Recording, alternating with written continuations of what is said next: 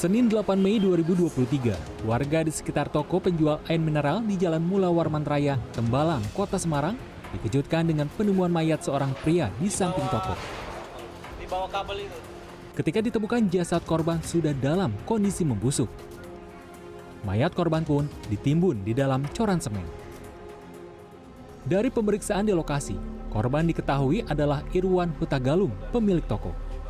Warga perumahan Bukit Regensi Semarang ini ditemukan oleh istrinya Yuniati. Saat itu Yuniati datang mencari suaminya di toko lantaran sudah 4 hari tidak pulang ke rumah.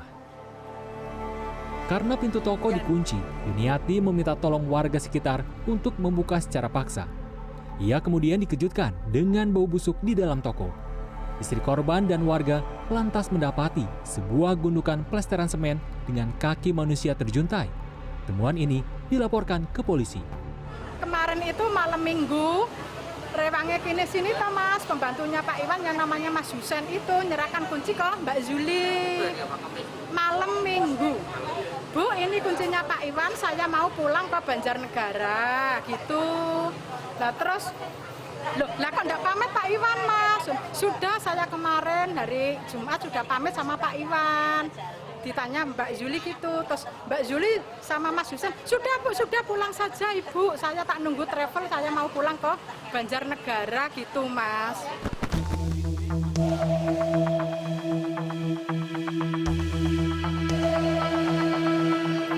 Ya, di kedai toko air mineral Jalan Mula Warman Raya Semarang inilah aksi pembunuhan sadis yang dilakukan Muhammad Husen terjadi. Kamis 4 Mei lalu, sang majikan Irwan Hutagalung yang ketika itu tertidur pulas dihantam kepalanya dengan linggis hingga tewas dan kemudian jasadnya dimutilasi menjadi 4 bagian. Tak cukup sampai di sini, Husen kemudian melakukan cor beton terhadap jasad sang majikan agar tidak diketahui. Selasa siang 9 Mei 2023, Kapolrestabes Semarang, Kombes Irwan Anwar menyebut, dari otopsi diketahui terdapat luka bekas kekerasan di kepala korban. Polisi menduga korban dianiaya hingga tewas sebelum jasadnya dimutilasi menjadi 4 bagian dan dicor. Tersangka juga diduga panik sehingga menyembunyikan mayat korban dengan cara dicor. Tetapi campuran semen yang tidak sempurna membuat bau busuk dari mayat korban tercium. Kecurigaan polisi mengarah kepada HS, salah satu pegawai yang baru 1 bulan bekerja di toko korban. Karena menurut salah satu tetangga, sebelum mayat korban ditemukan, HS sempat menitipkan kunci toko kepada pegawai lain. Titik terang siapa tersangka pelaku pembunuhan korban datang dari kesaksian IM, pemuda 17 tahun, penjual angkringan yang berjualan di sebelah toko korban. Ya, angkringan ini menjadi saksi bisu di mana Husen mengaku kepada rekannya penjual angkringan Imam bahwa dia baru saja menghabisi sang majikannya sendiri Irwan Hutagalung.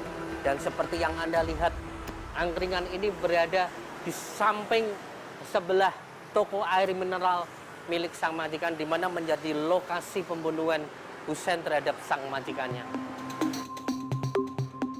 Beberapa saksi pun menyatakan HS sempat berpamitan keluar dari pekerjaannya dan mengaku akan pulang kampung ke Banjarnegara pada Sabtu 6 Mei lalu.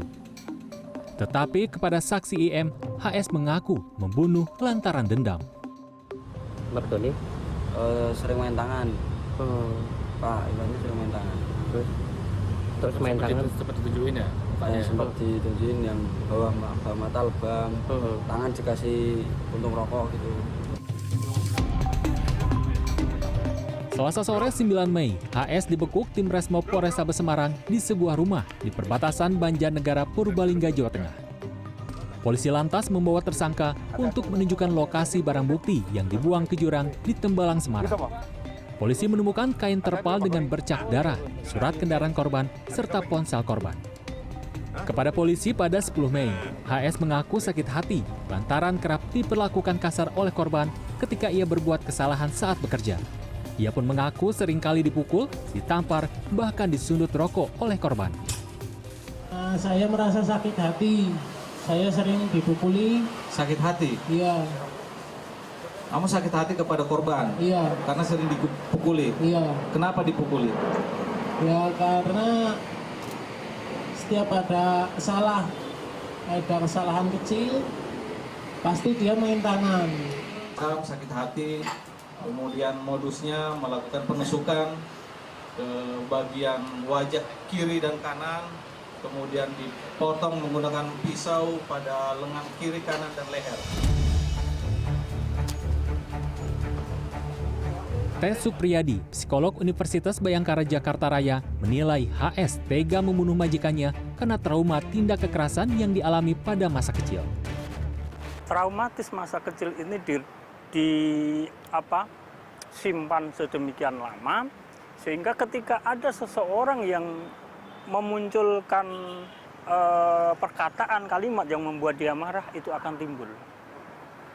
Dan korbannya siapapun. Tidak serta merta juragan di mana dia kerja, tetapi siapapun yang memprovokasi dia bisa emosi. Pembunuhan dengan motif sakit hati terhadap majikan juga dilakukan HK dan MA, dua pegawai toko ayam goreng di Sukatani, Bekasi, Jawa Barat pada 16 Februari 2023. Mereka memukul majikannya dengan tabung gas LPG hingga tewas karena sakit hati, sering dimarahi, dan diberi gaji kecil.